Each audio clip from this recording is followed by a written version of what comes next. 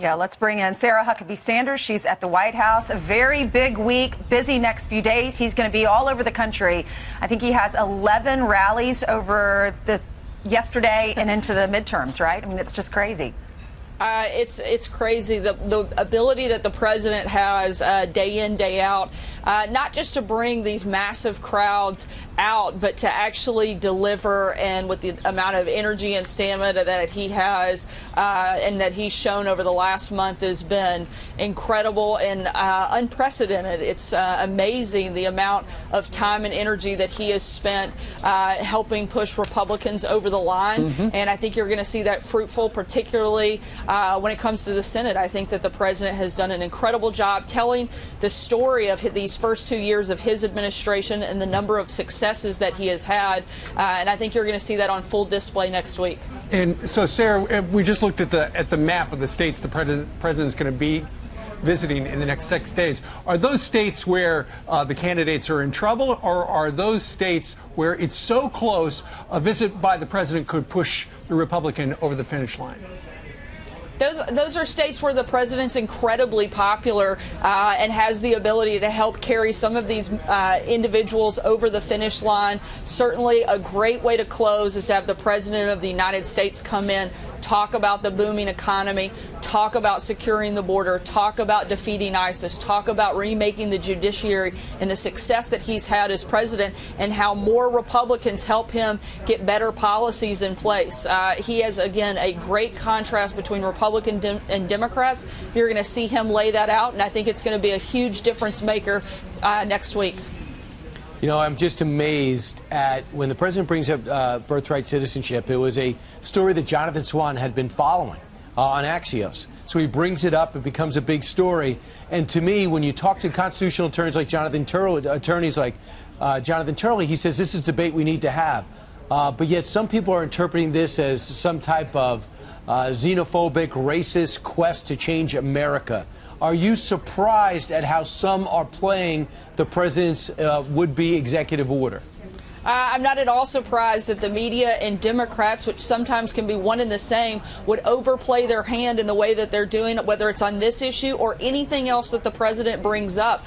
This is the party of no. This is the party of obstruction. They have no ideas. They have no policies. The reason we're in this position in the first place is because Democrats have failed to come to the table. They have failed to work with this president and pass legislation that helps protect our country, that helps protect the citizens of America, because they do not want to secure our borders. They do not want to have a law and order country. The reason that we're in this predicament is because Democrats in Congress have failed to do their job, and the president's going to look at any way possible that he can find legally and constitutionally to make sure that we're doing everything we can. Will he be able to use an executive order? I know at first he said, I thought it was an act of Congress. Then I found out I could use executive order to make this to make sure that babies born here to illegals are not citizens.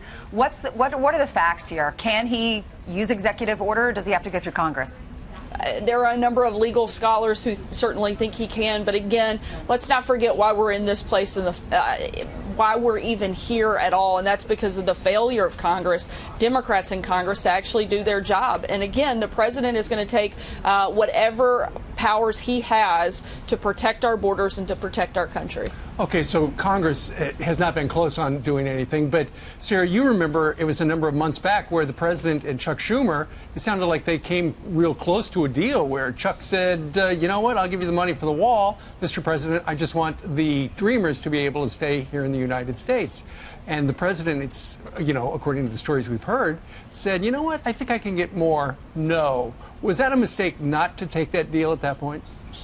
The president laid out, we need more than just one piece of the puzzle. The president wants to see a total reform take place. We have massive loopholes in our immigration system that we have to close, or we're just going to continue kicking the can down the road. The president's not somebody who wants to just keep passing the buck here. He wants to solve the problem. That's why he was elected, and that's why he's going to continue fighting to make sure he gets the job done.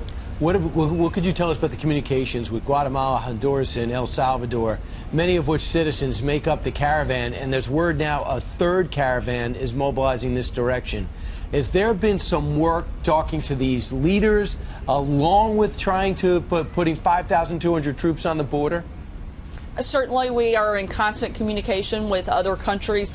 Mexico has stepped up in an unprecedented way. We want to continue to be able to work with them. Hopefully, they'll continue Sarah, how to have they put stepped pressure up? Everybody on got these through. caravans. But how have they stepped up? What did they do? They have helped stop a lot of the transportation means of these individuals in these caravans, forcing them walking. They have helped us in new ways to slow this down, to break this up, and keep it from moving as aggressively towards the United States. Again, they can do more, but at the end of the day, the president is going to secure our border, and he's not going to let people that we don't know who they are, why they're coming, or what they're coming for into our country. There is a legal system, and we want people to come into this country, but we want them to do it in a legal way and in the process that exists. And we certainly want to fix that process so that it works better, so that more people can come here legally once they've gone through the system. But Democrats refuse to help us on that, and until they do, the president is going to do what it takes to secure our border. The president said he was going to cut off aid to some of those countries that weren't cooperating or not stopping their citizens from working their way up to the United States. Has that happened? Again, the president's looking at all options at his disposal to put not just influence on these countries, but also to break up these caravans and stop these people from illegally entering our country. You know, over the last week, Sarah, we've had the news of the guy down in Florida who was sending out the bombs to prominent Democrats and over to CNN as well. And there was the horrible mass murder at the synagogue in Pennsylvania. There has been and since then, there have been a lot of people on television and elsewhere accusing the president of inflaming, raising the temperature, the political temperature by his rhetoric. And I know you've been asked that question.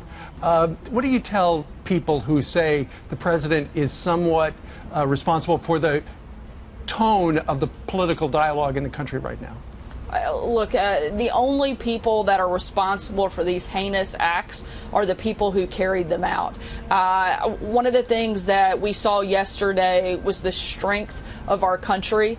The community that we were in, that the president visited yesterday of Pittsburgh, says far more about the United States of America than the two cowards that acted so outrageously over the last week. We saw that in the rabbi. We saw that in the bravery of the law enforcement. And we saw that in the strength of the community that came together. Yeah. That's who America is. We won't be defined by these two cowards, and we certainly won't have that blame placed on anyone other than those individuals. And Sarah, can I just ask you a question about the synagogue survivors?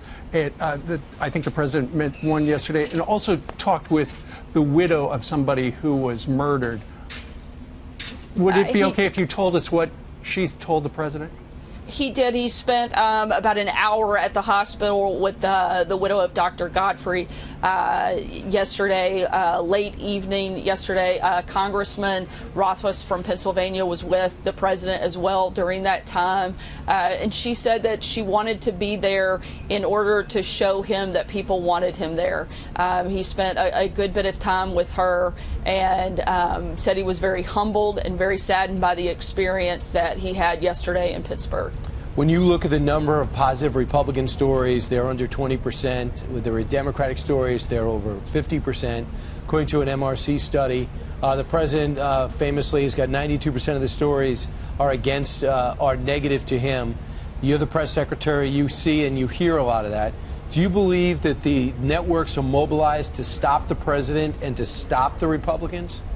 I certainly hope not, because that's not what our country is about. But I think ultimately when people go to the ballot box, they have a very clear decision. They can either vote for lower taxes, they can vote for secure borders, they can vote for the defeat of ISIS, they can vote for a president who stands for something and for a party who stands for something, or they can vote for open borders, they can vote for higher taxes, and they can vote for activist judges. There has never been a clearer contrast between two different groups of people, and the president is going to make that case, and you're going to see him do that over the next couple of days leading up until Tuesday. I don't think there's any better messenger for Republicans than this president, who's had an incredible success story, and I think you expect that to be on full display, and I think it'll turn out well on Tuesday. All right, Sarah. Well, I hope you're wearing tennis shoes because you're going to be running between now and next Wednesday. I'll keep that in mind. I need that Sarah. for chasing my kids for trick or treating Halloween. tonight as well. Good luck tonight with that. All right. Thanks, Sarah.